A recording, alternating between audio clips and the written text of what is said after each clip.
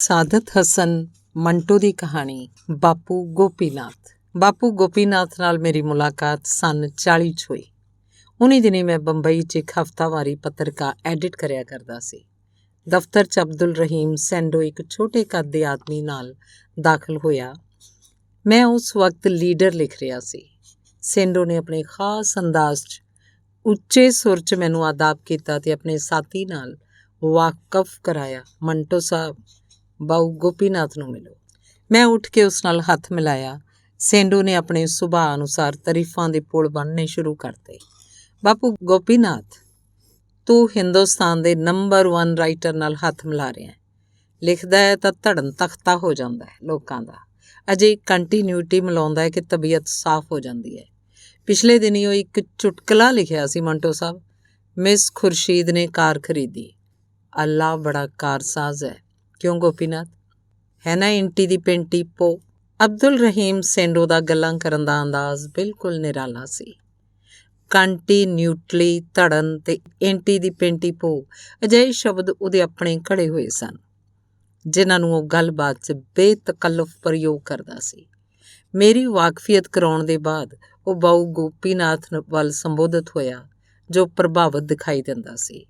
ਇਹ ਹਨ ਬਾਪੂ ਗੋਪੀਨਾਥ, ਬੜੇ ਖਾਨਾ ਖਰਾਬ ਲਾਹੌਰ ਤੋਂ ਝੱਕ ਮਾਰਦੇ ਬੰਬਈ ਤਸ਼ਰੀਫ ਲਿਆਏ ਹਨ ਤੇ ਨਾਲ ਕਸ਼ਮੀਰ ਦੀ ਕਬੂਤਰੀ। ਬਾਪੂ ਗੋਪੀਨਾਥ ਮੁਸਕਰਾਇਆ। ਅਬਦੁਲ ਰਹੀਮ ਸੈਂਡੋ ਨੇ ਵਾਕਫੀਅਤ ਨੂੰ ਨਾਕਾਫੀ ਸਮਝ ਕੇ ਕਿਹਾ, ਨੰਬਰ 1 ਬੇਵਕੂਫ ਹੋ ਸਕਦਾ ਹੈ ਤਾਂ ਆਪ ਹਨ। ਲੋਕ ਇਹਨਾਂ ਨੂੰ ਮਸਕਾ ਲਗਾ ਕੇ ਰੁਪਇਆ ਬਟੋਰਦੇ ਹਨ। ਮੈਂ ਸਿਰਫ ਗੱਲਾਂ ਕਰਕੇ ਇਹਨਾਂ ਕੋਲੋਂ ਹਰ ਰੋਜ਼ ਪੋਲਸਨ ਬਟਰ ਦੇ 2 ਪੈਕੇਟ ਵਸੂਲ ਕਰਦਾ। ਬਸ ਮੰਟੋ ਸਾਹਿਬ, ਬਸ ਇਹ ਸਮਝੋ ਬੜੇ ਐਂਟੀਫਲੋਜ਼ਰ ਸਟੀਨ ਕਿਸਮ ਦੇ ਆਦਮੀ ਹਨ। ਤੁਸੀਂ ਅੱਜ ਸ਼ਾਮ ਨੂੰ ਇਹਨਾਂ ਦੇ ਫਲੈਟ 'ਤੇ ਜ਼ਰੂਰ ਤਸ਼ਰੀਫ ਲਿਆਓ। ਬਾਊ ਗੋਪੀਨਾਥ, ਜੋ ਰੱਬ ਜਾਣੇ ਕੀ ਸੋਚ ਰਿਹਾ ਸੀ, ਤਰਬਕ ਕੇ ਕਿਹਾ, ਹਾਂ ਜ਼ਰੂਰ ਤਸ਼ਰੀਫ ਲਿਆਓ ਮੰਟੋ ਸਾਹਿਬ। ਫਿਰ ਸੈਂਡੋ ਤੋਂ ਪੁੱਛਿਆ, ਕਿਉਂ ਸੈਂਡੋ, ਕੀ ਇਹ ਉਹਦਾ ਸ਼ੁਗਲ ਕਰਦੇ ਹਨ? ਅਬਦੁਲ ਰਹੀਮ ਸੈਂਡੋ ਨੇ ਜ਼ੋਰ ਦਾ ਕਹਿ ਲਗਾਇਆ, ਅਜੀ ਹਰ ਕਿਸਮ ਦਾ ਸ਼ੁਗਲ ਕਰਦੇ ਹਨ। ਤਾਂ ਮੰਟੋ ਸਾਹਿਬ ਅੱਜ ਸ਼ਾਮ ਨੂੰ ਜ਼ਰੂਰ ਆਉਣਾ। ਮੈਂ ਵੀ ਪੀਣੀ ਸ਼ੁਰੂ ਕਰਤੀ ਹੈ, ਇਸ ਲਈ ਕਿ ਮੁਫਤ ਮਿਲਦੀ ਹੈ। ਸੈਂਡੋ ਨੇ ਮੈਨੂੰ ਫਲੈਟ ਦਾ ਪਤਾ ਲਿਖ ਦਿੱਤਾ, ਜਿੱਥੇ ਮੈਂ ਵਾਅਦੇ ਦੇ ਅਨੁਸਾਰ ਸ਼ਾਮ ਦੇ 6 ਵਜੇ ਦੇ ਲਗਭਗ ਪਹੁੰਚ ਗਿਆ। 3 ਕਮਰਿਆਂ ਦਾ ਸਾਫ਼ ਸੁਥਰਾ ਫਲੈਟ ਸੀ, ਜਿਸ 'ਚ ਬਿਲਕੁਲ ਨਵਾਂ ਫਰਨੀਚਰ ਸਜਿਆ ਹੋਇਆ ਸੀ।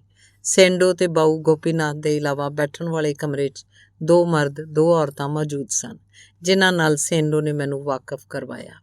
ਇੱਕ ਸੀ ਗਫਾਰ ਸਾਈਂ, ਤਹਿਮਦਪੋਸ਼, ਪੰਜਾਬ ਦਾ ਠੇਠ ਸਾਈਂ, ਗਲੇ 'ਚ ਮੋਟੇ-ਮੋਟੇ ਦਾਣਿਆਂ ਦੀ ਮਾਲਾ। ਸੈਂਡੋ ਨੇ ਉਹਦੇ ਬਾਰੇ 'ਚ ਕਿਹਾ, ਇਹ ਬਾਬੂ ਗੋਪੀਨਾਥ ਦੇ ਲੀਗਲ ਐਡਵਾਈਜ਼ਰ ਹਨ। ਮੇਰਾ ਮਤਲਬ ਸਮਝ ਜਾਓ ਤੁਸੀਂ। ਹਰ ਆਦਮੀ ਜਿਹਦੀ ਨੱਕ ਵਹਿੰਦੀ ਹੋਵੇ ਜਾਂ ਜਿਹਦੇ ਮੂੰਹ 'ਚੋਂ ਥੁੱਕ ਨਿਕਲਦਾ ਹੋਵੇ, ਪੰਜਾਬ 'ਚ ਖੁਦਾ ਦਾ ਪਹੁੰਚਿਆ ਹੋਇਆ ਦਰਵੇਸ਼ ਬਣ ਜਾਂਦਾ ਹੈ। ਇਹ ਵੀ ਬਸ ਪਹੁੰਚੇ ਹੋਏ ਹਨ ਜਾਂ ਪਹੁੰਚਣ ਵਾਲੇ ਹਨ। ਲਾਹੌਰ ਤੋਂ ਬਾਊ ਗੋਪੀਨਾਥ ਦੇ ਨਾਲ ਆਏ ਹਨ, ਕਿਉਂਕਿ ਇਹਨਾਂ ਨੂੰ ਉੱਥੇ ਕੋਈ ਹੋਰ ਬੇਵਕੂਫ ਮਿਲਣ ਦੀ ਉਮੀਦ ਨਹੀਂ ਸੀ ਤੇ ਇੱਥੇ ਬਾਊ ਗੋਪੀਨਾਥ ਕੋਲੋਂ ਕੇਰਾਵਨ ਏ ਦੇ ਸਿਗਰਟ ਤੇ ਸਕਾਚ ਵਿਸਕੀ ਦੇ ਪੈਗ ਪੀ ਕੇ ਦੁਆ ਕਰਦੇ ਹਨ ਕਿ ਅੰਤ ਨੇਕ ਹੋਵੇ। ਗਫਾਰ ਸਾਈਂ ਇਹ ਸੁਣ ਕੇ ਮੁਸਕਰਾਉਂਦਾ ਰਿਹਾ। ਦੂਸਰੇ ਮਰਦ ਦਾ ਨਾਂ ਗੁਲਾਮ ਅਲੀ ਸੀ। ਲੰਮਾ ਤਕੜਾ ਜਵਾਨ, ਕਸਰਤੀ ਸਰੀਰ, ਮੂੰਹ ਤੇ ਚੇਚਕ ਦੇ ਦਾਗ। ਉਹਦੇ ਬਾਰੇ ਸੈਂਡੋ ਨੇ ਕਿਹਾ, ਮੇਰਾ ਸ਼ਾਗਿਰਦ ਹੈ, ਆਪਣੇ ਉਸਤਾਦ ਦੇ ਨਕਸ਼ੇ ਕਦਮ ਤੇ ਚੱਲ ਰਿਹਾ ਹੈ। ਲਾਹੌਰ ਦੀ ਇੱਕ ਨਾਮੀ ਵੇਸ਼ਿਆ ਦੀ ਕੁਆਰੀ ਲੜਕੀ ਇਸ ਤੇ ਆਸ਼ਿਕ ਹੋ ਗਈ। ਵੱਡੀਆਂ ਕੰਟੀਨਿਊਟੀਆਂ ਮਿਲਾਈਆਂ ਗਈਆਂ ਉਹਨੂੰ ਫਸਾਉਣ ਦੇ ਲਈ, ਪਰ ਉਹਨੇ ਕਿਹਾ, ਡੂ ਔਰ ਡਾਈ, ਮੈਂ ਲੰਗੋਟ ਦਾ ਪੱਕਾ ਰਹਾਂਗਾ। ਇੱਕ ਤਕੀਏ 'ਚ ਗੱਲਬਾਤ ਕਰਦੇ ਪੀਂਦੇ ਹੋਏ ਬਾਊ ਗੋਪੀਨਾਥ ਨਾਲ ਮੁਲਾਕਾਤ ਹੋ ਗਈ। ਬਸ ਉਸ ਦਿਨ ਤੋਂ ਉਹਦੇ ਨਾਲ ਚੰਬੜਿਆ ਹੋਇਆ। ਹਰ ਰੋਜ਼ ਕੇਰਾਵਨ ਏ ਦਾ ਡੱਬਾ ਤੇ ਖਾਣਾ ਪੀਣਾ ਮੁਕਰਰ ਹੈ। ਇਹ ਸੁਣ ਕੇ ਗੁਲਾਮ ਅਲੀ ਵੀ ਮੁਸਕਰਾਉਂਦਾ ਰਿਹਾ। ਗੋਲ ਚਿਹਰੇ ਵਾਲੀ ਇੱਕ ਸੁਰਖ ਸਫੈਦ ਔਰਤ ਸੀ। ਕਮਰੇ 'ਚ ਦਾਖਲ ਹੁੰਦੇ ਹੀ ਮੈਂ ਸਮਝ ਗਿਆ ਕਿ ਇਹ ਉਹੀ ਕਸ਼ਮੀਰ ਦੀ ਕਬੂਤਰੀ ਹੈ ਜਿਹਦੇ ਬਾਰੇ ਸੈਂਡੋ ਨੇ ਦਫ਼ਤਰ 'ਚ ਜ਼ਿਕਰ ਕੀਤਾ ਸੀ। ਬਹੁਤ ਸਾਫ਼ ਸੁਥਰੀ ਔਰਤ ਸੀ। ਵਾਲ ਛੋਟੇ ਸਨ, ਐਸਾ ਲੱਗਦਾ ਸੀ ਕੱਟੇ ਹੋਏ, ਪਰ ਅਸਲ ਵਿੱਚ ਅਜਿਹਾ ਨਹੀਂ ਸੀ। ਅੱਖਾਂ ਸਾਫ਼ ਤੇ ਚਮਕੀਲੀਆਂ ਸਨ। ਚਿਹਰੇ ਦੀਆਂ ਰੇਖਾਵਾਂ ਤੋਂ ਸਪਸ਼ਟ ਲੱਗਦਾ ਸੀ ਕਿ ਅਤਿਅੰਤ ਅੱਖੜ ਤੇ ਅਨੁਭਵਹੀਣ ਹੈ। ਸੈਂਡੋ ਨੇ ਉਸ ਨਾਲ ਵਾਕਫੀਅਤ ਕਰਾਉਂਦੇ ਹੋਏ ਕਿਹਾ, ਜ਼ੀਨਤ ਬੇਗਮ। ਬਾਊ ਸਾਹਿਬ ਪਿਆਰ ਨਾਲ ਜ਼ੀਨੋ ਕਹਿੰਦੇ ਹਨ। ਇੱਕ ਬੜੀ ਖੁਰਾਟ ਨਾਇਕਾ ਕਸ਼ਮੀਰ ਤੋਂ ਇਹ ਸੇਬ ਤੋੜ ਕੇ ਲਾਹੌਰ ਲੈ ਆਈ। ਬਾਊ ਗੋਪੀਨਾਥ ਨੂੰ ਆਪਣੀ CID ਤੋਂ ਪਤਾ ਚੱਲਿਆ ਤੇ ਇੱਕ ਰਾਤ ਲੈ ਉੱਡੇ ਤੇ ਮੁਕੱਦਮੇਬਾਜ਼ੀ ਹੋਈ ਤੇ ਲਗਭਗ 2 ਮਹੀਨੇ ਤੱਕ ਪੁਲਿਸ ਐਸ਼ ਕਰਦੀ ਰਹੀ। ਆਖਰ ਬਾਊ ਸਾਹਿਬ ਨੇ ਮੁਕੱਦਮਾ ਜਿੱਤ ਲਿਆ ਤੇ ਇਹਨੂੰ ਇੱਥੇ ਲੈ ਆਏ, ਧੜਨ ਤਖਤਾ। ਹੁਣ ਗਹਿਰੇ ਸਾਂਵਲੇ ਰੰਗ ਦੀ ਔਰਤ ਬਾਕੀ ਰਹਿ ਗਈ ਸੀ, ਜਿਹੜੀ ਖਾਮੋਸ਼ ਬੈਠੀ ਸਿਗਰਟ ਪੀ ਰਹੀ ਸੀ। ਅੱਖਾਂ ਲਾਲ ਸਨ, ਜਿਨ੍ਹਾਂ 'ਚੋਂ ਕਾਫੀ ਬੇਹਯਾਈ ਪ੍ਰਗਟ ਹੋ ਰਹੀ ਸੀ। ਬਾਊ ਗੋਪੀਨਾਥ ਨੇ ਉਹਦੀ ਤਰਫ ਇਸ਼ਾਰਾ ਕੀਤਾ ਤੇ ਸੇਂਡੋ ਨੂੰ ਕਿਹਾ, ਇਹਦੇ ਵਿਸ਼ੇ 'ਚ ਵੀ ਕੁਝ ਹੋ ਜਾਏ। ਸੇਂਡੋ ਨੇ ਉਸ ਔਰਤ ਦੇ ਪੱਟ ਤੇ ਹੱਥ ਮਾਰਿਆ ਤੇ ਕਿਹਾ, ਜਨਾਬ ਇਹ ਹੈ ਟੀਨ ਪੀਪਟੀ ਫਿਲ ਫੋਟੀ ਮਿਸਿਜ਼ ਅਬਦੁਲ ਰਹੀਮ ਸੇਂਡੋ ਉਰਫ ਸਰਦਾਰ ਬੇਗਮ। ਇਹ ਵੀ ਲਾਹੌਰ ਦੀ ਪੈਦਾਵਾਰ ਹੈ। ਸੰਨ 36 'ਚ ਮੇਰੇ ਨਾਲ ਇਸ਼ਕ ਹੋਇਆ। 2 ਸਾਲਾਂ 'ਚ ਹੀ ਮੇਰਾ ਧੜਨ ਤਖਤਾ ਕਰਕੇ ਰੱਖ ਦਿੱਤਾ। ਮੈਂ ਲਾਹੌਰ ਛੱਡ ਕੇ ਭੱਜਿਆ। ਬਾਊ ਗੋਪੀਨਾਥ ਨੇ ਇਹਨੂੰ ਇੱਥੇ ਬੁਲਵਾ ਲਿਆ ਤਾਂ ਕਿ ਮੇਰਾ ਮਨ ਲੱਗਿਆ ਰਹੇ। ਇਹਨੂੰ ਵੀ ਇੱਕ ਡੱਬਾ ਕੇਰਾਵਾਨ ਏ ਦਾ ਰਾਸ਼ਨ 'ਚ ਮਿਲਦਾ ਹੈ। ਰੋਜ਼ਾਨਾ ਸ਼ਾਮ ਨੂੰ 2.5 ਰੁਪਏ ਦਾ ਮਾਫੀਆ ਦਾ ਇੰਜੈਕਸ਼ਨ ਲੈਂਦੀ ਹੈ। ਰੰਗ ਕਾਲਾ ਹੈ, ਪਰ ਵੈਸੇ ਬੜੀ ਟਿਟ ਟਾਫ ਟੇਟ ਕਿਸਮ ਦੀ ਔਰਤ ਹੈ। ਸਰਦਾਰ ਨੇ ਇੱਕ ਅਦਾ ਨਾਲ ਸਿਰਫ ਇੰਨਾ ਕਿਹਾ, ਬਕਵਾਸ ਨਾ ਕਰ। ਇਸ ਅਦਾ 'ਚ ਪੇਸ਼ੇਵਰ ਔਰਤ ਦੀ ਬਣਾਵਟ ਸੀ। ਸਭ ਨਾਲ ਵਾਕਫੀਅਤ ਕਰਾਉਣ ਦੇ ਬਾਅਦ ਸੇਂਡੋ ਨੇ ਆਪਣੇ ਸੁਭਾਅ ਮੁਤਾਬਕ ਮੇਰੀ ਪ੍ਰਸ਼ੰਸਾ ਦੇ ਪੁੱਲ ਬਣਨੇ ਸ਼ੁਰੂ ਕਰ ਦਿੱਤੇ। ਮੈਂ ਕਿਹਾ, ਛੱਡ ਯਾਰ, ਆ ਕੁਝ ਗੱਲਾਂ ਕਰੀਏ। ਸੇਂਡੋ ਚਿল্ਲਾਇਆ, ਬॉय ਵਿਸਕੀ ਐਂਡ ਸੋਡਾ। ਬਾਊ ਗੋਪੀਨਾਥ, ਲਗਾਓ ਹਵਾ ਇੱਕ ਹਰੇ ਨੂੰ। ਤੇ ਬਾਊ ਗੋਪੀਨਾਥ ਨੇ ਜੇਬ 'ਚ ਹੱਥ ਪਾ ਕੇ 100 ਦੇ ਨੋਟਾਂ ਦਾ ਇੱਕ ਪੁਲੰਦਾ ਕੱਢਿਆ। ਇੱਕ ਨੋਟ ਸੇਂਡੋ ਦੇ ਹਵਾਲੇ ਕਰ ਦਿੱਤਾ। ਸੇਂਡੋ ਨੇ ਨੋਟ ਲੈ ਕੇ ਉਸ ਵੱਲ ਗੌਰ ਨਾਲ ਦੇਖਿਆ, ਖਿੜਖਿੜਾ ਕੇ ਕਿਹਾ, ਓ ਗॉड, ਓ ਮੇਰੇ ਰੱਬ ਉਲ ਆਲਮੀ, ਉਹ ਦਿਨ ਕਦੋਂ ਆਏਗਾ ਜਦ ਮੈਂ ਵੀ ਲੱਭ ਲਗਾ ਕੇ ਇੰਜ ਨੋਟ ਕੱਢਿਆ ਕਰਾਂਗਾ। ਜਾ ਭਾਈ ਗੁਲਾਮ ਅਲੀ, 2 ਬੋਤਲਾਂ Johnny Walker still going strong ਦੀਆਂ ਲੈ ਆ। ਬੋਤਲਾਂ ਆਈਆਂ, ਸਭ ਨੇ ਪੀਣੀ ਸ਼ੁਰੂ ਕਰਤੀ। ਇਹ ਸ਼ੁਗਲ ਦੇ 3 ਘੰਟੇ ਤੱਕ ਜਾਰੀ ਰਿਹਾ। ਇਸ ਦੌਰ 'ਚ ਸਭ ਤੋਂ ਜ਼ਿਆਦਾ ਗੱਲਾਂ ਆਮ ਤੌਰ 'ਤੇ ਅਬਦੁਲ ਰਹੀਮ ਨੇ ਕੀਤੀਆਂ। ਪਹਿਲਾ ਗਿਲਾਸ ਇੱਕ ਹੀ ਸਾਹ 'ਚ ਖ਼ਤਮ ਕਰਕੇ ਉੱਚੀ ਕਿਹਾ, ਧੜਨ ਤਖਤਾ ਮੰਟੋ ਸਾਹਿਬ। ਵਿਸਕੀ ਹੋਵੇ ਤਾਂ ਐਸੀ ਹਲਕ 'ਚ ਉਤਰ ਕੇ ਪੇਟ ਵਿੱਚ ਇਨਕਲਾਬ ਜ਼ਿੰਦਾਬਾਦ ਲਿਖਦੀ ਚਲੀ ਗਈ ਹੈ। ਜੀਓ ਬਾਊ ਗੋਪੀਨਾਥ ਜੀਓ। ਤੇ ਬਾਊ ਗੋਪੀਨਾਥ ਵਿਚਾਰਾ ਖਾਮੋਸ਼ ਰਿਹਾ। ਕਦੇ ਕਦੇ ਅਲਬੱਤਾ ਉਹ ਸੇਂਡੋ ਦੀ ਹਾਂ 'ਚ ਹਾਂ ਮਿਲਾ ਦਿੰਦਾ ਸੀ। ਮੈਂ ਸੋਚਿਆ, ਇਸ ਸ਼ਖਸ ਦੀ ਆਪਣੀ ਕੋਈ ਰਾਏ ਨਹੀਂ ਹੈ। ਦੂਜਾ ਜੋ ਵੀ ਕਹੇ ਮੰਨ ਲੈਂਦਾ। ਵਿਸ਼ਵਾਸ ਦੇ ਕੱਚੇ ਹੋਣ ਦਾ ਸਬੂਤ ਗਫਾਰ ਸਾਈ ਮੌਜੂਦ ਸੀ, ਜਿਹਨੂੰ ਸੇਂਡੋ ਦੇ ਕਥਨ ਅਨੁਸਾਰ ਆਪਣਾ ਲੀਗਲ ਐਡਵਾਈਜ਼ਰ ਬਣਾ ਕੇ ਲਿਆਇਆ ਸੀ। ਸੇਂਡੋ ਦਾ ਉਸ ਨਾਲ ਵਾਸਤਵ 'ਚ ਇਹ ਮਤਲਬ ਸੀ ਕਿ ਬਾਊ ਗੋਪੀਨਾਥ ਨੂੰ ਉਸ ਉੱਤੇ ਸ਼ਰਧਾ ਸੀ। ਉਂਝ ਮੈਨੂੰ ਵਾਰਤਾਲਾਪ ਦੇ ਦੌਰਾਨ ਪਤਾ ਲੱਗਾ ਕਿ ਲਾਹੌਰ 'ਚ ਉਹਦਾ ਵਕਤ ਅਕਸਰ ਫਕੀਰਾਂ ਤੇ ਦਰਵੇਸ਼ਾਂ ਦੀ ਸੰਗਤ 'ਚ ਕੱਟਦਾ ਸੀ। ਇਹ ਚੀਜ਼ ਮੈਂ ਵਿਸ਼ੇਸ਼ ਰੂਪ 'ਚ ਨੋਟ ਕੀਤੀ ਕਿ ਉਹ ਖੋਇਆ ਜਿਹਾ ਸੀ, ਜਿਵੇਂ ਕੁਝ ਸੋਚ ਰਿਹਾ ਹੋਵੇ। ਸੋ ਮੈਂ ਉਹਨੂੰ ਇੱਕ ਵਾਰ ਕਿਹਾ, ਬਾਊ ਗੋਪੀਨਾਥ, ਕੀ ਸੋਚ ਰਹੇ ਹੋ ਤੁਸੀਂ? ਉਹ ਚੌਂਕ ਪਿਆ। ਜੀ ਮੈਂ ਕੁਝ ਨਹੀਂ। ਇਹ ਕਹਿ ਕੇ ਉਹ ਮੁਸਕਰਾਇਆ ਤੇ ਜ਼ੀਨਤ ਦੀ ਤਰਫ ਆਸ਼ਿਕਾਨਾ ਨਜ਼ਰ ਸੁੱਟੀ। ਇਹਨਾਂ ਹਸੀਨਾ ਦੇ ਬਾਰੇ 'ਚ ਸੋਚ ਰਿਹਾ, ਹੋਰ ਸਾਨੂੰ ਕੀ ਸੋਚ ਹੋਏਗੀ? ਸੇਂਡੋ ਨੇ ਕਿਹਾ। ਤੇ ਬੜੇ ਖਾਨਾ ਖਰਾਬ ਨੇ ਲਾਹੌਰ ਦੀ ਕੋਈ ਐਸੀ ਵੇਸ਼ਿਆ ਨਹੀਂ ਜਿਹਦੇ ਨਾਲ ਬਾਊ ਗੋਪੀਨਾਥ ਦੀ ਕੰਟੀਨਿਊਟੀ ਨਾ ਰਹਿ ਚੁੱਕੀ ਹੋਵੇ। ਬਾਊ ਗੋਪੀਨਾਥ ਨੇ ਸੁਣ ਕੇ ਬੜੇ ਭੱਦੇ ਢੰਗ ਨਾਲ ਕਿਹਾ, ਹੁਣ ਕਮਰ 'ਚੋਂ ਦਮ ਨਹੀਂ ਮੰਟੋ ਸਾਹਿਬ। ਇਹਦੇ ਬਾਅਦ ਵਾਹਿਆਤ ਗੁਫ਼ਤਗੂ ਸ਼ੁਰੂ ਹੋ ਗਈ। ਲਾਹੌਰ ਦੀਆਂ ਵੇਸ਼ਵਾਵਾਂ ਦੇ ਸਭ ਘਰਾਣੇ ਗਿਣੇ ਗਏ। ਕਿਹੜੀ ਡੇਰਾਦਾਰ ਸੀ, ਕਿਹੜੀ ਨੱਟਣੀ ਸੀ, ਨੱਥ ਉਤਾਰਨ ਦਾ ਬਾਊ ਗੋਪੀਨਾਥ ਨੇ ਕੀ ਦਿੱਤਾ ਸੀ, ਆਦਿ। ਇਹ ਗੁਫ਼ਤਗੂ ਸਰਦਾਰ ਸੇਂਡੋ, ਗਫਾਰ ਸਾਈਂ ਦੇ ਤੇ ਗੁਲਾਮ ਅਲੀ ਦੇ ਵਿੱਚ ਹੁੰਦੀ ਰਹੀ, ਠੇਠ ਲਾਹੌਰ ਦੀ ਭਾਸ਼ਾ 'ਚ। ਮਤਲਬ ਤਾਂ ਮੈਂ ਸਮਝਦਾ ਰਿਹਾ, ਪਰ ਕੁਝ ਖਾਸ ਸ਼ਬਦ ਸਮਝ 'ਚ ਨਾ ਆਏ। ਜ਼ੀਨਤ ਬਿਲਕੁਲ ਖਾਮੋਸ਼ ਬੈਠੀ ਰਹੀ। ਕਦੇ ਕਦੇ ਕਿਸੇ ਗੱਲ 'ਤੇ ਮੁਸਕਰਾ ਦਿੰਦੀ, ਪਰ ਮੈਨੂੰ ਅਜਿਹਾ ਮਹਿਸੂਸ ਹੋਇਆ ਕਿ ਉਹਨੂੰ ਇਸ ਗੁਫ਼ਤਗੂ 'ਚ ਕੋਈ ਦਿਲਚਸਪੀ ਨਹੀਂ ਸੀ। ਹਲਕੀ ਵਿਸਕੀ ਦਾ ਇੱਕ ਗਿਲਾਸ ਵੀ ਪੀਤਾ, ਬਿਨਾਂ ਕਿਸੇ ਦਿਲਚਸਪੀ ਦੇ। ਸਿਗਰਟ ਵੀ ਪੀਂਦੀ ਸੀ ਤਾਂ ਇੰਜ ਲੱਗਦਾ ਸੀ ਕਿ ਉਹਨੂੰ ਤੰਬਾਕੂ ਤੇ ਉਹਦੇ ਧੂਏ ਨਾਲ ਲਗਾਓ ਨਹੀਂ, ਲੇਕਿਨ ਲੁਤਫ ਇਹ ਹੈ ਕਿ ਸਭ ਨਾਲੋਂ ਵੱਧ ਸਿਗਰਟਾਂ ਉਸੇ ਨੇ ਪੀਤੀਆਂ। ਬਾਊ ਗੋਪੀਨਾਥ ਨਾਲ ਉਹਨੂੰ ਮੁਹੱਬਤ ਸੀ, ਇਹਦਾ ਪਤਾ ਮੈਨੂੰ ਕਿਸੇ ਗੱਲ ਤੋਂ ਨਾ ਮਿਲਿਆ। ਇੰਨਾ ਅਲਬੱਤਾ ਪ੍ਰਗਟ ਸੀ ਕਿ ਬਾਊ ਗੋਪੀਨਾਥ ਨੂੰ ਇਹਦਾ ਕਾਫੀ ਖਿਆਲ ਸੀ, ਕਿਉਂਕਿ ਜ਼ੀਨਤ ਦੀ ਸੌਖ ਦੇ ਲਈ ਹਰ ਸਮਾਨ ਹਾਜ਼ਰ ਸੀ। ਲੇਕਿਨ ਇੱਕ ਗੱਲ ਮੈਨੂੰ ਮਹਿਸੂਸ ਹੋਈ ਕਿ ਉਹਨਾਂ ਦਿਨਾਂ 'ਚ ਕੁਝ ਅਜੀਬ ਜਿਹਾ ਖਿਚਾਓ ਸੀ। ਮੇਰਾ ਮਤਲਬ ਹੈ, ਦੋਵੇਂ ਇੱਕ ਦੂਜੇ ਦੇ ਨਜ਼ਦੀਕ ਹੋਣ ਦੀ ਬਜਾਏ ਕੁਝ ਹਟੇ ਹੋਏ ਲੱਗਦੇ ਸੀ। 8 ਵਜੇ ਦੇ ਲਗਭਗ ਸਰਦਾਰ ਡਾਕਟਰ ਮਜੀਦ ਦੇ ਘਰ ਚਲੀ ਗਈ, ਕਿਉਂਕਿ ਉਹਨੇ ਮਾਰਫੀਆ ਦਾ ਇੰਜੈਕਸ਼ਨ ਲੈਣਾ ਸੀ। ਗਫਾਰ ਸਾਈਂ 3 ਪੈਗ ਪੀਣ ਦੇ ਬਾਅਦ ਆਪਣੀ ਮਾਲਾ ਉਠਾ ਕੇ ਕਾਲੀਨ 'ਤੇ ਸੌਂ ਗਿਆ। ਗੁਲਾਮ ਅਲੀ ਨੂੰ ਹੋਟਲ 'ਚੋਂ ਖਾਣਾ ਲੈਣ ਦੇ ਲਈ ਭੇਜ ਦਿੱਤਾ ਗਿਆ। ਸੇਂਡੋ ਨੇ ਆਪਣੀ ਦਿਲਚਸਪ ਬਕਵਾਸ ਜਦੋਂ ਕੁਝ ਸਮੇਂ ਦੇ ਲਈ ਬੰਦ ਕੀਤੀ ਤਾਂ ਬਾਊ ਗੋਪੀਨਾਥ ਨੇ, ਜੋ ਹੁਣ ਨਸ਼ੇ 'ਚ ਸੀ, ਜ਼ੀਨਤ ਵੱਲ ਉਹੀ ਆਸ਼ਕਾਨਾ ਨਜ਼ਰ ਸੁੱਟ ਕੇ ਕਿਹਾ, ਮੰਟੋ ਸਾਹਿਬ, ਮੇਰੀ ਜ਼ੀਨਤ ਦੇ ਬਾਰੇ 'ਚ ਤੁਹਾਡਾ ਖਿਆਲ ਕੀ ਹੈ? ਮੈਂ ਸੋਚਿਆ ਕੀ ਕਹਾਂ। ਜ਼ੀਨਤ ਵੱਲ ਦੇਖਿਆ, ਉਹ ਚੀਂਪ ਗਈ। ਮੈਂ ਇਸ ਤਰ੍ਹਾਂ ਕਹਿ ਦਿੱਤਾ, ਬੜਾ ਨੇਕ ਖਿਆਲ ਹੈ। ਬਾਊ ਗੋਪੀਨਾਥ ਖੁਸ਼ ਹੋ ਗਿਆ। ਮੰਟੋ ਸਾਹਿਬ ਹੈ ਵੀ ਬੜੀ ਨੇਕ। ਖੁਦਾ ਦੀ ਕਸਮ, ਨਾ ਜੇਵਰ ਦਾ ਸ਼ੌਕ, ਨਾ ਕਿਸੇ ਹੋਰ ਚੀਜ਼ ਦਾ। ਮੈਂ ਕਈ ਵਾਰ ਕਿਹਾ, ਜਾਨੇ ਮਨ ਮਕਾਨ ਬਣਵਾ ਦਿਆਂ। ਜਵਾਬ ਕੀ ਦਿੱਤਾ ਪਤਾ ਤੁਹਾਨੂੰ? ਕੀ ਕਰਾਂਗੀ ਮਕਾਨ ਲੈ ਕੇ? ਮੇਰਾ ਕੌਣ ਹੈ? ਮੰਟੋ ਸਾਹਿਬ, ਮੋਟਰ ਕਿੰਨੇ ਚਾਹੀਗੀ? ਮੈਂ ਕਿਹਾ, ਮੈਨੂੰ ਪਤਾ ਨਹੀਂ। ਬਾਊ ਗੋਪੀਨਾਥ ਨੇ ਹੈਰਾਨੀ ਨਾਲ ਕਿਹਾ, ਕੀ ਗੱਲ ਕਰਦੇ ਹੋ ਮੰਟੋ ਸਾਹਿਬ? ਤੁਹਾਨੂੰ ਤੇ ਕਾਰਾਂ ਦੀ ਕੀਮਤ ਨਾ ਪਤਾ ਹੋਵੇ। ਕੱਲ ਚਲੋ ਮੇਰੇ ਨਾਲ। ਜੀਨੂ ਦੇ ਲਈ ਇੱਕ ਮੋਟਰ ਲਵਾਂਗੇ। ਮੈਂ ਹੁਣ ਦੇਖਿਆ ਕਿ ਬੰਬਈ 'ਚ ਮੋਟਰ ਹੋਣੀ ਚਾਹੀਦੀ ਹੈ। ਜ਼ੀਨਤ ਦਾ ਚਿਹਰਾ ਪ੍ਰਤੀਕਿਰਿਆ ਤੋਂ ਖਾਲੀ ਰਿਹਾ। ਬਾਊ ਗੋਪੀਨਾਥ ਦਾ ਨਸ਼ਾ ਥੋੜ੍ਹੀ ਦੇਰ ਬਾਅਦ ਬਹੁਤ ਤੇਜ਼ ਹੋ ਗਿਆ। ਭਾਵੁਕ ਹੋ ਕੇ ਉਹਨੇ ਮੈਨੂੰ ਕਿਹਾ, ਮੰਟੋ ਸਾਹਿਬ, ਤੁਸੀਂ ਬੜੇ ਯੋਗ ਆਦਮੀ ਹੋ। ਮੈਂ ਤਾਂ ਬਿਲਕੁਲ ਗਧਾ। ਲੇਕਿਨ ਤੁਸੀਂ ਮੈਨੂੰ ਦੱਸੋ, ਮੈਂ ਤੁਹਾਡੀ ਕੀ ਸੇਵਾ ਕਰ ਸਕਦਾ? ਕੱਲ ਗੱਲਾਂ 'ਚ ਸੈਂਡੋ ਨੇ ਤੁਹਾਡਾ ਜ਼ਿਕਰ ਕੀਤਾ। ਮੈਂ ਉਸੇ ਵਕਤ ਟੈਕਸੀ ਮੰਗਵਾਈ ਤੇ ਉਹਨੂੰ ਕਿਹਾ, ਮੈਨੂੰ ਲੈ ਚੱਲ ਮੰਟੋ ਸਾਹਿਬ ਦੇ ਕੋਲ। ਮੈਥੋਂ ਕੋਈ ਗੁਸਤਾਖੀ ਹੋ ਗਈ ਹੋਵੇ ਤਾਂ ਮਾਫ਼ ਕਰ ਦੇਣਾ। ਬਹੁਤ ਗੁਨਾਹਗਾਰ ਆਦਮੀ ਆ। ਵਿਸਕੀ ਮੰਗਾਵਾਂ ਤੁਹਾਡੇ ਲਈ ਹੋਰ? ਮੈਂ ਕਿਹਾ, ਨਹੀਂ, ਬਹੁਤ ਪੀ ਚੁੱਕੇ ਆ। ਉਹ ਹੋਰ ਭਾਵੁਕ ਹੋ ਗਿਆ। ਹੋਰ ਪੀਓ ਮੰਟੋ ਸਾਹਿਬ। ਇਹ ਕਹਿ ਕੇ ਜੇਬ 'ਚੋਂ 100 ਦੇ ਨੋਟਾਂ ਦਾ ਪਲੰਦਾ ਕੱਢਿਆ। ਇੱਕ ਨੋਟ ਅਲੱਗ ਕਰਨ ਲੱਗਾ, ਪਰ ਮੈਂ ਸਭ ਨੋਟ ਉਹਦੇ ਹੱਥੋਂ ਲਏ ਤੇ ਵਾਪਸ ਉਹਦੀ ਜੇਬ 'ਚ ਤੁੰਨ ਦਿੱਤੇ। 100 ਰੁਪਏ ਦਾ ਇੱਕ ਨੋਟ ਤੁਸੀਂ ਗੁਲਾਮ ਅਲੀ ਨੂੰ ਦਿੱਤਾ ਸੀ, ਉਹਦਾ ਕੀ ਹੋਇਆ? ਮੈਨੂੰ ਸੱਚਮੁੱਚ ਦਿਲਚਸਪੀ ਹੋ ਗਈ ਸੀ ਗੋਪੀਨਾਥ ਵਿੱਚ। ਕਿੰਨੇ ਆਦਮੀ ਉਸ ਗਰੀਬ ਦੇ ਨਾਲ ਜੋਕ ਦੀ ਤਰ੍ਹਾਂ ਲਿਪਟੇ ਹੋਏ ਸਨ।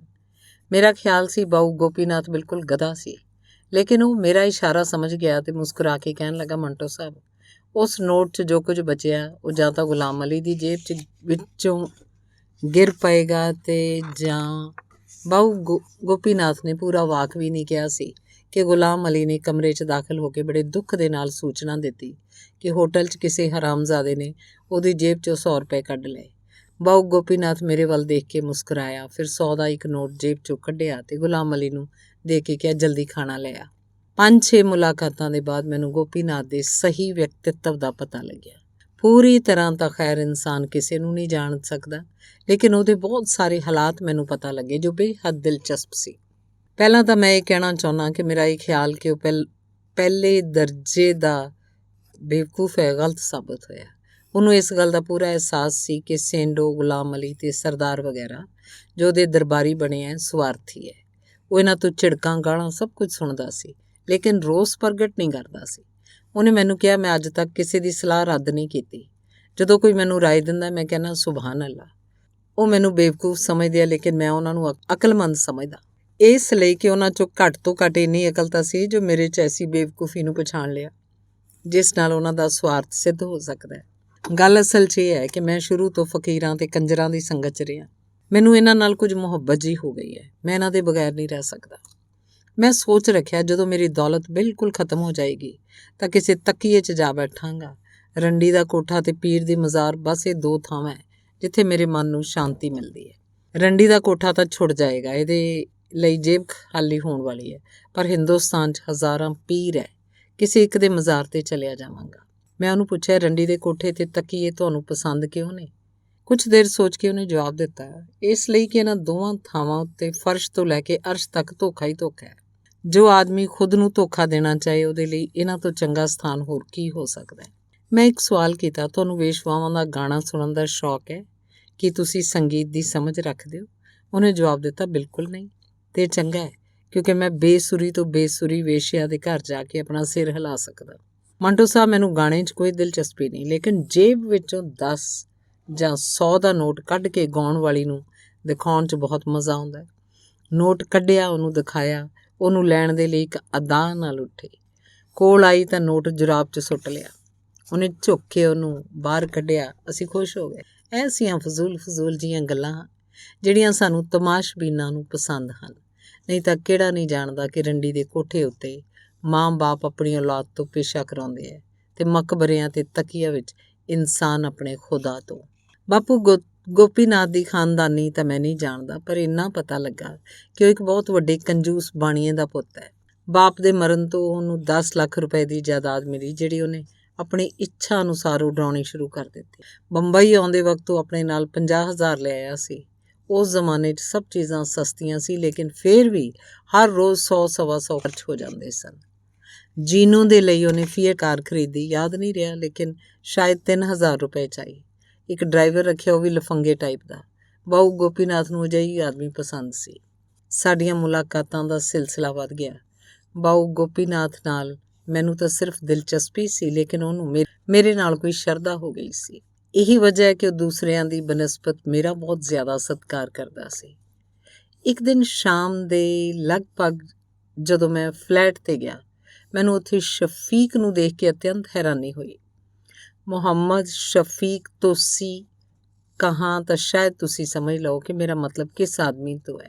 ਉਂਝ ਤਾਂ ਸ਼ਫੀਕ ਕਾਫੀ ਮਸ਼ਹੂਰ ਆਦਮੀ ਹੈ, ਕੁਝ ਤਾਂ ਆਪਣੇ ਗਾਉਣ ਦੀ ਉਪਜ ਦੇ ਕਾਰਨ ਤੇ ਕੁਝ ਆਪਣੇ ਮਜ਼ਾਕ ਪਸੰਦ ਸੁਭਾਅ ਦੇ ਕਾਰਨ, ਲੇਕਿਨ ਉਹਦੇ ਜੀਵਨ ਦਾ ਇੱਕ ਭਾਗ ਬਹੁਤ ਹੀ ਜ਼ਿਆਦਾ ਗੁਪਤ ਹੈ। ਬਹੁਤ ਘੱਟ ਆਦਮੀ ਜਾਣਦੇ ਹੈ ਕਿ 3 ਸਕੀਆਂ ਭੈਣਾਂ ਨੂੰ ਇੱਕ ਦੇ ਬਾਅਦ ਦੂਸਰੇ ਨੂੰ 3-3, 4-4 ਸਾਲ ਦੇ ਅੰਤਰ ਦੇ ਬਾਅਦ ਰਖੈਲ ਬਣਾਉਣ ਤੋਂ ਪਹਿਲਾਂ ਉਹਦਾ ਸਬੰਧ ਉਹਨਾਂ ਦੀ ਮਾਂ ਨਾਲ ਵੀ ਸੀ। ਇਹ ਵੀ ਬਹੁਤ ਮਸ਼ਹੂਰ ਹੈ ਕਿ ਉਹਨੂੰ ਆਪਣੀ ਪਹਿਲੀ ਪਤਨੀ, ਜਿਹੜੀ ਥੋੜ੍ਹੇ ਸਮੇਂ 'ਚ ਮਰ ਗਈ, ਇਸ ਲਈ ਪਸੰਦ ਨਹੀਂ ਸੀ ਕਿ ਉਸ 'ਚ ਵੇਸ਼ਵਾਵਾਂ ਵਾਲੇ ਨਾਜ਼ ਤੇ ਨਖਰੇ ਨਹੀਂ ਸੀ। ਲੇਕਿਨ ਇਹ ਤਾਂ ਖੈਰ ਹਰੇਕ ਵਿਅਕਤੀ ਜਿਹੜਾ ਤੁਸੀਂ ਨਾਲ ਥੋੜ੍ਹਾ ਬਹੁਤ ਵਾਕਿਫੀਅਤ ਵੀ ਰੱਖਦਾ ਜਾਣਦਾ ਹੈ ਕਿ 40 ਸਾਲ ਇਸ ਜ਼ਮਾਨੇ ਦੀ ਉਮਰ ਹੈ। ਵਿੱਚ ਸੈਂਕੜੇ ਵੇਸ਼ਵਾਵਾਂ ਨੂੰ ਉਹਨੇ ਰੱਖਿਆ, ਚੰਗੇ ਤੋਂ ਚੰਗਾ ਕੱਪੜਾ ਪਹਿਨਿਆ, ਉੱਤਮ ਤੋਂ ਉੱਤਮ ਭੋਜਨ ਕੀਤਾ, ਸ਼ਾਨਦਾਰ ਤੋਂ ਸ਼ਾਨਦਾਰ ਮੋਟਰ ਰੱਖੀ, ਪਰ ਉਹਨੇ ਆਪਣੀ ਜੇਬ 'ਚੋਂ ਕਿਸੇ ਵੇਸ਼ਿਆ ਉੱਤੇ ਇੱਕ ਦਮੜੀ ਵੀ ਖਰਚ ਨਹੀਂ ਕੀਤੀ। ਔਰਤਾਂ ਦੇ ਲਈ ਜੋ ਖਾਸ ਕਰ ਪੇਸ਼ੇਵਰ ਹੋਣ, ਉਹਦੀ ਮਜ਼ਾਕ ਪਸੰਦ ਤਬੀਅਤ, ਜਿਸ 'ਚ ਮਰਾਸੀਆਂ ਦੇ ਮਿਜ਼ਾਜ ਦੀ ਝਲਕ ਸੀ, ਬਹੁਤ ਹੀ ਆਕਰਸ਼ਕ ਸੀ। ਉਹ ਕੋਸ਼ਿਸ਼ ਕੀਤੇ ਬਿਨਾਂ ਉਹਨੂੰ ਆਪਣੇ ਵੱਲ ਖਿੱਚ ਲੈਂਦਾ ਸੀ। ਮੈਂ ਜਦ ਉਹਨੂੰ ਹੱਸ-ਹੱਸ ਕੇ ਜ਼ੀਨਤ ਨਾਲ ਗੱਲਾਂ ਕਰਦੇ ਵੇਖਿਆ ਤਾਂ ਮੈਨੂੰ ਇਸੇ ਲਈ ਹੈਰਤ ਨਾ ਹੋਈ ਕਿ ਉਹ ਐਸਾ ਕਿਉਂ ਕਰ ਰਿਹਾ। ਮੈਂ ਸਿਰਫ ਇਹ ਸੋਚਿਆ ਕਿ ਉਹ ਅਚਾਨਕ ਇੱਥੇ ਕਿਵੇਂ ਪਹੁੰਚਿਆ। ਇੱਕ ਸੇਂਡੋ ਉਹਨੂੰ ਜਾਣਦਾ ਸੀ, ਪਰ ਉਹਦੀ ਬੋਲਚਾਲ ਇੱਕ ਅਰਸੇ ਤੋਂ ਬੰਦ ਸੀ। ਲੇਕਿਨ ਬਾਅਦ 'ਚ ਮੈਨੂੰ ਪਤਾ ਲੱਗਾ ਕਿ ਸੇਂਡੋ ਹੀ ਉਹਨੂੰ ਲੈ ਆਇਆ ਸੀ। ਉਹਨਾਂ ਦੋਨਾਂ 'ਚ ਸੁਲਹ ਸਫਾਈ ਹੋ ਗਈ ਸੀ। ਬਾਬੂ ਗੋਪੀਨਾਥ ਇੱਕ ਪਾਸੇ ਬੈਠਾ ਹੁੱਕਾ ਪੀ ਰਿਹਾ ਸੀ। ਮੈਂ ਸ਼ਾਇਦ ਇਹ ਤੋਂ ਪਹਿਲਾਂ ਜ਼ਿਕਰ ਨਹੀਂ ਕੀਤਾ, ਉਹ ਸਿਗਰਟ ਬਿਲਕੁਲ ਨਹੀਂ ਪੀਂਦਾ ਸੀ। ਮੁਹੰਮਦ ਸ਼ਫੀਕ ਤੋਸੀ ਮਰਾਸਣਾ ਦੇ ਲਤੀਫੇ ਸੁਣਾ ਰਿਹਾ ਸੀ, ਜਿਸ 'ਚ ਜ਼ੀਨਤ ਕਿਸੇ ਤਰ੍ਹਾਂ ਘੱਟ ਤੇ ਸਰਦਾਰ ਬਹੁਤ ਦਿਲਚਸਪੀ ਲੈ ਰਿਹਾ ਸੀ। ਸ਼ਫੀਕ ਨੇ ਮੈਨੂੰ ਦੇਖਿਆ ਤੇ ਕਿਹਾ, ਓ ਬਸਮਿल्ला, ਕੀ ਤੁਹਾਡਾ ਗੁਜ਼ਰ ਵੀ ਇਸ ਵਾਦੀ 'ਚ ਹੁੰਦਾ ਹੈ? ਸੇਂਡੋ ਨੇ ਕਿਹਾ, ਤਸ਼ਰੀਫ ਲੈ ਆਓ ਇਜ਼ਰਾਈਲ ਸਾਹਿਬ, ਇੱਥੇ ਧੜਨ ਤਖਤਾ। ਮੈਂ ਇਹਦਾ ਮਤਲਬ ਸਮਝ ਗਿਆ। ਥੋੜ੍ਹੀ ਦੇਰ ਗੱਪਬਾਜ਼ੀ ਹੁੰਦੀ ਰਹੀ। ਮੈਂ ਮਹਿਸੂਸ ਕੀਤਾ ਕਿ ਜ਼ੀਨਤ ਤੇ ਸ਼ਫੀਕ ਤੋਸੀ ਦੀਆਂ ਨਜ਼ਰਾਂ ਆਪਸ ਟਕਰਾ ਕੇ ਕੁਝ ਹੋਰ ਵੀ ਕਹਿ ਰਹੀਆਂ ਹਨ। ਜ਼ੀਨਤ ਇਸ ਫਨ 'ਚ ਬਿਲਕੁਲ ਕੋਰੀ ਸੀ, ਲੇਕਿਨ ਸ਼ਫੀਕ ਦੀ ਮੁਹਾਰਤ ਜ਼ੀਨਤ ਦੀਆਂ ਕਮੀਆਂ ਨੂੰ ਛੁਪਾਉਂਦੀ ਰਹੀ। ਸਰਦਾਰ ਦੋਨਾਂ ਦੀ ਨਿਗਾਹਬਾਜ਼ੀ ਨੂੰ ਕੁਝ ਇਸ ਤਰ੍ਹਾਂ ਦੇਖ ਰਹੀ ਸੀ ਜਿਵੇਂ ਪਹਿਲਵਾਨ ਅਖਾੜੇ ਦੇ ਬਾਹਰ ਬੈਠ ਕੇ ਆਪਣੇ ਪੱਠੇ ਦੇ ਦਾਅ ਪੇਚਾਂ ਨੂੰ ਦੇਖਦੇ ਹੈ। ਇਸ ਦੌਰਾਨ ਮੈਂ ਵੀ ਜ਼ੀਨਤ ਨਾਲ ਕਾਫੀ ਬੇਤਕੱਲਫ ਹੋ ਗਿਆ ਸੀ।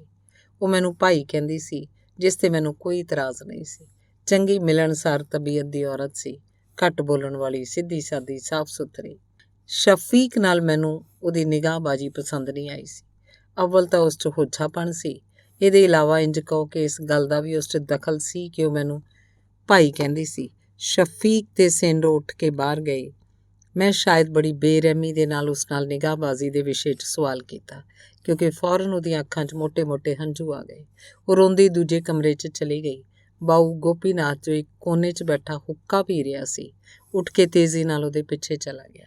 ਸਰਦਾਰ ਨੇ ਅੱਖਾਂ ਹੀ ਅੱਖਾਂ 'ਚ ਉਹਨੂੰ ਕੁਝ ਕਿਹਾ, ਲੇਕਿਨ ਮੈਂ ਮਤਲਬ ਨਹੀਂ ਸਮਝਿਆ। ਥੋੜ੍ਹੀ ਦੇਰ ਬਾਅਦ ਬਾਊ ਗੋਪੀਨਾਥ ਕਮਰੇ 'ਚੋਂ ਬਾਹਰ ਨਿਕਲਿਆ ਤੇ ਆਓ ਮੰਟੋ ਸਾਹਿਬ ਕਹਿ ਕੇ ਮੈਨੂੰ ਆਪਣੇ ਨਾਲ ਲੈ ਗਿਆ। ਜ਼ੀਨਤ ਪਲੰਗੜੀ 'ਤੇ ਬੈਠੀ ਸੀ। ਮੈਂ ਅੰਦਰ ਦਾਖਲ ਹੋਇਆ ਤਾਂ ਉਹ ਦੋਨਾਂ ਹੱਥਾਂ ਨਾਲ ਮੂੰਹ ਢੱਕ ਕੇ ਲੇਟ ਗਈ। ਮੈਂ ਤੇ ਬਾਊ ਗੋਪੀਨਾਥ ਦੋਵੇਂ ਪਲੰਗ ਦੇ ਕੋਲ ਕੁਰਸੀਆਂ 'ਤੇ ਬੈਠ ਗਏ। ਬਾਊ ਗੋਪੀਨਾਥ ਨੇ ਬੜੀ ਸੰਜੀਦਗੀ ਨਾਲ ਕਹਿਣਾ ਸ਼ੁਰੂ ਕੀਤਾ, ਮੰਟੋ ਸਾਹਿਬ, ਮੈਨੂੰ ਇਸ ਔਰਤ ਨਾਲ ਮੁਹੱਬਤ ਹੈ। 2 ਸਾਲ ਤੋਂ ਮੇਰੇ ਨਾਲ ਹੈ। ਮੈਂ ਹਜ਼ਰਤ ਗੌਸ ਆਜ਼ਮ ਜਿਲਾਨੀ ਦੀ ਕਸਮ ਖਾ ਕੇ ਕਹਿਣਾ, ਇਹਨੇ ਮੈਨੂੰ ਕਦੇ ਸ਼ਿਕਾਇਤ ਦਾ ਮੌਕਾ ਨਹੀਂ ਦਿੱਤਾ। ਇਹਦੀਆਂ ਦੂਸਰੀਆਂ ਭੈਣਾਂ, ਮੇਰਾ ਮਤਲਬ ਹੈ ਇਸ ਪੇਸ਼ੇ ਦੀਆਂ ਦੂਸਰੀਆਂ ਔਰਤਾਂ ਦੋਹਾਂ ਹੱਥਾਂ ਨਾਲ ਮੈਨੂੰ ਲੁੱਟ ਕੇ ਖਾਂਦੀਆਂ ਰਹੀਆਂ, ਪਰ ਇਹਨੇ 1 ਪੈਸਾ ਜ਼ਿਆਦਾ ਵੀ ਕਦੇ ਮੈਥੋਂ ਨਹੀਂ ਲਿਆ। ਮੈਂ ਜੇ ਕਿਸੇ ਦੂਸਰੀ ਔਰਤ ਦੇ ਕੋਲ ਹਫ਼ਤਿਆਂ ਤੱਕ ਪਿਆ ਰਿਹਾ ਤੇ ਇਸ ਗਰੀਬ ਨੇ ਆਪਣਾ ਕੋਈ ਜੇਵਰ ਗਿਰਵੀ ਰੱਖ ਕੇ ਗੁਜ਼ਾਰਾ ਕੀਤਾ। ਮੈਂ ਜਿਹਾ ਕਿ ਤੁਹਾਨੂੰ ਇੱਕ ਵਾਰ ਕਹਿ ਚੁੱਕਾ, ਬਹੁਤ ਜਲਦ ਦੁਨੀਆ ਨੂੰ ਤਿਆਗਣ ਵਾਲਾ। ਮੇਰੀ ਦੌਲਤ ਹੁਣ ਕੁਝ ਦਿਨਾਂ ਦੀ ਮਹਿਮਾਨ ਹੈ। ਮੈਂ ਨਹੀਂ ਚਾਹੁੰਦਾ ਕਿ ਇਹਦੀ ਜ਼ਿੰਦਗੀ ਖਰਾਬ ਹੋਵੇ। ਮੈਂ ਲਾਹੌਰ 'ਚ ਇਹਨੂੰ ਬਹੁਤ ਸਮਝਾਇਆ ਕਿ ਤੂੰ ਹੋਰ ਵੇਸ਼ਵਾਵਾਂ ਵੱਲ ਦੇਖ, ਜੋ ਕੁਝ ਉਹ ਕਰਦੀਆਂ ਸਿੱਖ। ਮੈਂ ਅੱਜ ਦੌਲਤਮੰਦ ਹਾਂ, ਕੱਲ੍ਹ ਮੈਂ ਭਿਖਾਰੀ ਹੋਣਾ ਹੀ ਹੈ। ਤੁਹਾਡੇ ਲੋਕਾਂ ਦੇ ਜੀਵਨ 'ਚ ਸਿਰਫ ਇੱਕ ਦੌਲਤਮੰਦ ਕਾਫੀ ਨਹੀਂ। ਮੇਰੇ ਬਾਅਦ ਤੂੰ ਕਿਸੇ ਹੋਰ ਨੂੰ ਨਹੀਂ ਫਸਾਏਂਗੀ ਤਾਂ ਕੰਮ ਨਹੀਂ ਚੱਲੇਗਾ। ਲੇਕਿਨ ਮੰਟੋ ਸਾਹਿਬ ਨੇ ਮੇਰੀ ਇੱਕ ਨਹੀਂ ਸੁਣੀ। ਸਾਰਾ ਦਿਨ ਸ਼ਰੀਫ ਜ਼ਾਦੀਆਂ ਦੀ ਤਰ੍ਹਾਂ ਘਰ 'ਚ ਬੈਠੀ ਰਹਿੰਦੀ ਹੈ। ਮੈਂ ਗਫਾਰ ਸਾਈ ਨਾਲ ਮਸ਼ਵਰਾ ਕੀਤਾ। ਉਹਨੇ ਕਿਹਾ ਬੰਬਈ ਲੈ ਜਾਓ। ਉਹਨੂੰ ਅਜਿਹਾ ਪਤਾ ਸੀ ਕਿ ਉਹਨੇ ਅਜਿਹਾ ਕਿਉਂ ਕਿਹਾ। ਬੰਬਈ 'ਚ ਉਹਦੀਆਂ 2 ਜਾਣਨ ਵਾਲੀਆਂ ਵੇਸਵਾਵਾਂ ਐਕਟਰਸਾਂ ਬਣੀਆਂ ਸੀ। ਪਰ ਮੈਂ ਸੋਚਿਆ ਬੰਬਈ ਠੀਕ ਹੈ। 2 ਮਹੀਨੇ ਹੋ ਗਏ ਇਹਨੂੰ ਇੱਥੇ ਲਿਆਂਦੇ ਹੋਏ। ਸਰਦਾਰ ਨੂੰ ਲਾਹੌਰ ਤੋਂ ਬੁਲਾਇਆ ਗਿਆ ਹੈ। ਇਹਨੂੰ ਸਾਰੇ ਗੁਰ ਸਿਖਾਵੇ। ਗਫਾਰ ਸਾਈ ਤੋਂ ਵੀ ਬਹੁਤ ਕੁਝ ਸਿੱਖ ਸਕਦੀ ਹੈ। ਇੱਥੇ ਮੈਨੂੰ ਕੋਈ ਨਹੀਂ ਜਾਣਦਾ। ਇਹਨੂੰ ਇਹ ਖਿਆਲ ਸੀ ਕਿ ਬਾਹਰ ਮੇਰੀ ਬੇਇੱਜ਼ਤੀ ਹੋਏਗੀ। ਮੈਂ ਕਿਹਾ ਤੂੰ ਛੱਡ ਇਹਨੂੰ। ਬੰਬਈ ਬਹੁਤ ਵੱਡਾ ਸ਼ਹਿਰ ਹੈ, ਲੱਖਾਂ ਰਈਸ ਸਨ। ਮੈਂ ਤੈਨੂੰ ਮੋਟਰ ਲੈ ਦਿੱਤੀ ਹੈ, ਕੋਈ ਚੰਗਾ ਆਦਮੀ ਤਲਾਸ਼ ਕਰ ਲੈ। ਮੰਟੋ ਸਾਹਿਬ, ਮੇਰੀ ਦਿਲੀ ਖਾਹਿਸ਼ ਹੈ ਇਹ ਆਪਣੇ ਪੈਰਾਂ 'ਤੇ ਖੜੀ ਹੋ ਜਾਏ, ਅੱਛੀ ਤਰ੍ਹਾਂ ਹੁਸ਼ਿਆਰ ਹੋ ਜਾਏ। ਮੈਂ ਇਹਦੇ ਨਾਮ ਅੱਜ ਹੀ ਬੈਂਕ 'ਚ 10,000 ਰੁਪਇਆ ਜਮ੍ਹਾਂ ਕਰਾਉਣ ਨੂੰ ਤਿਆਰ ਹਾਂ। ਪਰ ਮੈਨੂੰ ਪਤਾ ਹੈ ਕਿ 10 ਦਿਨ ਦੇ ਅੰਦਰ ਅੰਦਰ ਇਹ ਬਾਹਰ ਬੈਠੀ ਹੋਏਗੀ। ਸਰਦਾਰ ਇਹਦੀ ਇੱਕ ਇੱਕ ਪਾਈ ਆਪਣੀ ਜੇਬ 'ਚ ਪਾ ਲਏਗੀ। ਤੁਸੀਂ ਵੀ ਇਹਨੂੰ ਸਮਝਾਓ ਵੀ ਚਲਾਕ ਬਣਨ ਦੀ ਕੋਸ਼ਿਸ਼ ਕਰੇ। ਜਦੋਂ ਤੋਂ ਮੋਟਰ ਖਰੀਦੀ ਹੈ, ਸਰਦਾਰ ਇਹਨੂੰ ਹਰ ਸ਼ਾਮ ਅਪੋਲੋ ਬੰਦਰ ਲੈ ਜਾਂਦੀ ਹੈ। ਹਾਲੇ ਤੱਕ ਕਾਮਯਾਬੀ ਨਹੀਂ ਹੋਈ। ਸੈਂਡੋ ਅੱਜ ਬੜੀਆਂ ਮੁਸ਼ਕਿਲਾਂ ਨਾਲ ਮੁਹੰਮਦ ਸ਼ਫੀਕ ਨੂੰ ਇੱਥੇ ਲਿਆਇਆ। ਤੁਹਾਡਾ ਕੀ ਖਿਆਲ ਹੈ ਇਸ ਵਿਸ਼ੇ 'ਚ? ਮੈਂ ਆਪਣਾ ਵਿਚਾਰ ਪ੍ਰਗਟ ਕਰਨਾ ਅਣਉਚਿਤ ਨਾ ਸਮਝਿਆ, ਲੇਕਿਨ ਬਾਬੂ ਗੋਪੀਨਾਥ ਨੇ ਖੁਦ ਕਿਹਾ, ਚੰਗਾ ਖਾਂਦਾ ਪੀਂਦਾ ਆਦਮੀ ਹੈ, ਖੂਬਸੂਰਤ ਵੀ ਹੈ। ਕਿਉਂ ਜੀਨੂ ਜਾਨੀ ਪਸੰਦ ਹੈ ਤੈਨੂੰ? ਜੀਨੂ ਖਾਮੋਸ਼ ਰਹੀ। ਬਾਊ ਗੋਪੀਨਾਥ ਤੋਂ ਜਦੋਂ ਜ਼ੀਨਤ ਨੂੰ ਬੰਬਈ ਲਿਆਉਣ ਦੇ ਉਦੇਸ਼ ਦਾ ਪਤਾ ਲੱਗਾ, ਮੇਰਾ ਦਿਮਾਗ ਚੱਕਰਾ ਗਿਆ। ਮੈਨੂੰ ਯਕੀਨ ਨਾ ਆਇਆ ਅਜਿਹਾ ਵੀ ਹੋ ਸਕਦਾ ਹੈ, ਲੇਕਿਨ ਬਾਅਦ 'ਚ ਅਨੁਭਵ ਨੇ ਮੇਰੀ ਹੈਰਾਨੀ ਦੂਰ ਕਰ ਦਿੱਤੀ। ਬਾਊ ਗੋਪੀਨਾਥ ਦੀ ਹਾਰਦਿਕ ਇੱਛਾ ਸੀ ਕਿ ਜ਼ੀਨਤ ਬੰਬਈ 'ਚ ਕਿਸੇ ਚੰਗੇ ਮਾਲਦਾਰ ਅਸਾਮੀ ਦੀ ਰਖੈਲ ਬਣ ਜਾਏ ਜਾਂ ਐਸੇ ਤਰੀਕੇ ਸਿੱਖ ਜਾਏ ਜਿਸ ਨਾਲ ਉਹ ਵੱਖ-ਵੱਖ ਲੋਕਾਂ ਤੋਂ ਰੁਪਇਆ ਵਸੂਲ ਕਰਦੇ ਰਹਿਣ 'ਚ ਸਫਲ ਹੋ ਸਕੇ। ਜ਼ੀਨਤ ਤੋਂ ਸਿਰਫ ਛੁਟਕਾਰਾ ਪਾਉਣਾ ਹੁੰਦਾ ਤੇ ਕੋਈ ਇੰਨੀ ਮੁਸ਼ਕਿਲ ਗੱਲ ਨਹੀਂ ਸੀ। ਬਾਊ ਗੋਪੀਨਾਥ ਇੱਕ ਦਿਨ 'ਚ ਇਹ ਕੰਮ ਕਰ ਸਕਦਾ ਸੀ ਕਿਉਂਕਿ ਉਹਦੀ ਨੀਅਤ ਨੇਕ ਸੀ। ਇਸ ਲਈ ਉਹਨੇ ਜ਼ੀਨਤ ਦੇ ਭਵਿੱਖ ਲਈ ਹਰ ਸੰਭਵ ਯਤਨ ਕੀਤਾ। ਉਹਨੂੰ ਐਕਟਰੈਸ ਬਣਾਉਣ ਦੇ ਲਈ ਕਈ ਜਾਲੀ ਡਾਇਰੈਕਟਰਾਂ ਨੂੰ ਦਾਅਵਤਾਂ ਦਿੱਤੀਆਂ, ਘਰ 'ਚ ਟੈਲੀਫੋਨ ਲਗਵਾਇਆ, ਲੇਕਿਨ ਊਠ ਕਿਸੇ ਕਰਵਟ ਨਾ ਬੈਠਿਆ। ਮੁਹੰਮਦ ਸ਼ਫੀਕ ਤੋਸੀ ਲਗਭਗ 1.5 ਮਹੀਨਾ ਆਉਂਦਾ ਰਿਹਾ। ਕਈ ਰਾਤਾਂ ਉਹਨੇ ਜ਼ੀਨਤ ਦੇ ਨਾਲ ਗੁਜ਼ਾਰੀਆਂ, ਲੇਕਿਨ ਉਹ ਐਸਾ ਆਦਮੀ ਨਹੀਂ ਸੀ ਜੋ ਕਿਸੇ ਔਰਤ ਦਾ ਸਹਾਰਾ ਬਣ ਸਕਦਾ।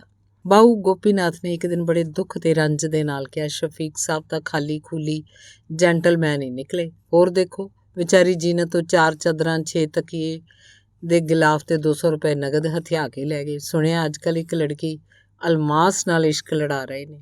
ਇਹ ਠੀਕ ਸੀ। ਅਲਮਾਸ ਨਜ਼ੀਰ ਜਾਨ ਪਟਿਆਲੇ ਵਾਲੇ ਦੀ ਸਭ ਤੋਂ ਛੋਟੀ ਤੇ ਆਖਰੀ ਲੜਕੀ ਸੀ। ਇਹ ਤੋਂ ਪਹਿਲਾਂ 3 ਭੈਣਾਂ ਸ਼ਫੀਕ ਦੀਆਂ ਰਖੈਲ ਰਹਿ ਚੁੱਕੀਆਂ ਸੀ। 200 ਰੁਪਏ ਜਿਹੜੇ ਉਹਨੇ ਜ਼ੀਨਤ ਤੋਂ ਲਏ ਸੀ, ਮੈਨੂੰ ਪਤਾ ਹੈ ਅਲਮਾਸ 'ਤੇ ਖਰਚ ਹੋਏ ਹੈ। ਭੈਣਾਂ ਦੇ ਨਾਲ ਲੜ ਝਗੜ ਕੇ ਅਲਮਾਸ ਨੇ ਜ਼ਹਿਰ ਖਾ ਲਿਆ ਸੀ। ਮੁਹੰਮਦ ਸ਼ਫੀਕ ਤੋਸ਼ੀ ਨੇ ਜਾਣਾ ਬੰਦ ਕਰ ਦਿੱਤਾ ਤਾਂ ਜ਼ੀਨਤ ਨੇ ਕਈ ਵਾਰ ਮੈਨੂੰ ਟੈਲੀਫੋਨ ਕੀਤਾ ਤੇ ਕਿਹਾ, ਇਹਨੂੰ ਲੱਭ ਕੇ ਮੇਰੇ ਕੋਲ ਲਿਆਓ। ਕਿੱਥੇ ਰਹਿੰਦਾ ਹੈ? ਇੱਕ ਦਿਨ ਸੰਯੋਗ ਨਾਲ ਰੇਡੀਓ ਸਟੇਸ਼ਨ 'ਤੇ ਭੇਟ ਹੋਈ। ਸਖਤ ਪਰੇਸ਼ਾਨੀ ਦੀ ਹਾਲਤ ਵਿੱਚ ਸੀ। ਜਦੋਂ ਮੈਂ ਉਹਨੂੰ ਕਿਹਾ ਕਿ ਤੈਨੂੰ ਜ਼ੀਨਤ ਬੁਲਾਉਂਦੀ ਹੈ, ਉਹਨੇ ਜਵਾਬ ਦਿੱਤਾ, ਮੈਨੂੰ ਇਹ ਸੁਨੇਹਾ ਹੋਰ ਮਾਧਿਅਮ ਰਾਹੀਂ ਵੀ ਮਿਲ ਚੁੱਕਾ ਹੈ। ਅਫਸੋਸ ਅੱਜ ਕੱਲ੍ਹ ਮੈਨੂੰ ਬਿਲਕੁਲ ਫੁਰਸਤ ਨਹੀਂ ਹੈ। ਜ਼ੀਨਤ ਬਹੁਤ ਅੱਛੀ ਔਰਤ ਹੈ, ਲੇਕਿਨ ਅਫਸੋਸ ਹੈ ਕਿ ਬੇਹੱਦ ਸ਼ਰੀਫ ਹੈ। ਐਸੀਆਂ ਔਰਤਾਂ ਵਿੱਚ ਜੋ ਬੀਵੀਆਂ ਵਰਗੀਆਂ ਲੱਗਣ ਮੈਨੂੰ ਕੋਈ ਦਿਲਚਸਪੀ ਨਹੀਂ। ਸ਼ਫੀਕ ਤੋਂ ਜਦੋਂ ਮਾਯੂਸੀ ਹੋਈ ਤਾਂ ਜ਼ੀਨਤ ਨੇ ਸਰਦਾਰ ਦੇ ਨਾਲ ਫਿਰ ਅਪੋਲੋ ਬੰਦਰ ਜਾਣਾ ਸ਼ੁਰੂ ਕੀਤਾ। 15 ਦਿਨਾਂ ਵਿੱਚ ਬੜੀਆਂ ਮੁਸ਼ਕਿਲਾਂ ਨਾਲ ਕਈ ਗੈਲਨ ਪੈਟਰੋਲ ਫੂਕਣ ਤੋਂ ਬਾਅਦ ਸਰਦਾਰ ਨੇ 2 ਆਦਮੀ ਫਸਾਏ। ਉਹਨਾਂ ਤੋਂ ਜ਼ੀਨਤ ਨੂੰ 400 ਰੁਪਏ ਮਿਲੇ। ਗੋਪੀਨਾਥ ਨੇ ਸਮਝਿਆ ਕਿ ਹਾਲਾਤ ਆਸ਼ਾਜਨਕ ਹਨ, ਕਿਉਂਕਿ ਇਹਨਾਂ ਵਿੱਚੋਂ ਇੱਕ ਨੇ, ਜਿਹੜਾ ਰੇਸ਼ਮੀ ਕੱਪੜਿਆਂ ਦੀ ਮਿੱਲ ਦਾ ਮਾਲਿਕ ਸੀ, ਜ਼ੀਨਤ ਨੂੰ ਕਿਹਾ ਕਿ ਮੈਂ ਤੇਰੇ ਨਾਲ ਸ਼ਾਦੀ ਕਰਾਂਗਾ। 1 ਮਹੀਨਾ ਬੀਤ ਗਿਆ, ਲੇਕਿਨ ਉਹ ਆਦਮੀ ਫਿਰ ਜ਼ੀਨਤ ਦੇ ਕੋਲ ਨਾ ਆਇਆ। ਇੱਕ ਦਿਨ ਮੈਂ ਪਤਾ ਨਹੀਂ ਕਿਸੇ ਕੰਮ ਹਰੰਬੀ ਰੋਡ ਜਾ ਰਿਹਾ ਸੀ ਤੇ ਮੈਨੂੰ ਫੁੱਟਪਾਥ ਦੇ ਕੋਲ ਜ਼ੀਨਤ ਦੀ ਮੋਟਰ ਨਜ਼ਰ ਆਈ। ਪਿਛਲੀ ਸੀਟ ਉੱਤੇ ਮੁਹੰਮਦ ਯਾਸੀਨ ਬੈਠਾ ਸੀ, ਨਗੀਨਾ ਹੋਟਲ ਦਾ ਮਾਲਕ। ਮੈਂ ਉਹਨੂੰ ਪੁੱਛਿਆ, ਮੋਟਰ ਤੂੰ ਕਿੱਥੋਂ ਲਈ? ਯਾਸੀਨ ਮੁਸਕਰਾਇਆ, ਤੂੰ ਜਾਣਦਾ ਮੋਟਰ ਵਾਲੀ ਨੂੰ? ਮੈਂ ਕਿਹਾ, ਜਾਣਦਾ। ਤਾਂ ਬਸ ਸਮਝ ਲੈ ਮੇਰੇ ਕੋਲ ਕਿਵੇਂ ਆਈ। ਅੱਛੀ ਲੜਕੀ ਹੈ ਜਾਂ? ਯਾਸੀਨ ਨੇ ਮੈਨੂੰ ਅੱਖ ਮਾਰੀ। ਮੈਂ ਮੁਸਕਰਾਇਆ।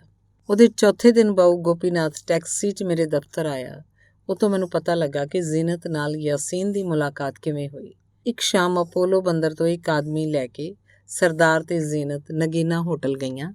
ਉਹ ਆਦਮੀ ਤਾਂ ਕਿਸੇ ਗੱਲ 'ਤੇ ਝਗੜਾ ਕਰਕੇ ਚਲਾ ਗਿਆ, ਲੇਕਿਨ ਹੋਟਲ ਦੇ ਮਾਲਕ ਨਾਲ ਜ਼ੀਨਤ ਦੀ ਦੋਸਤੀ ਹੋ ਗਈ।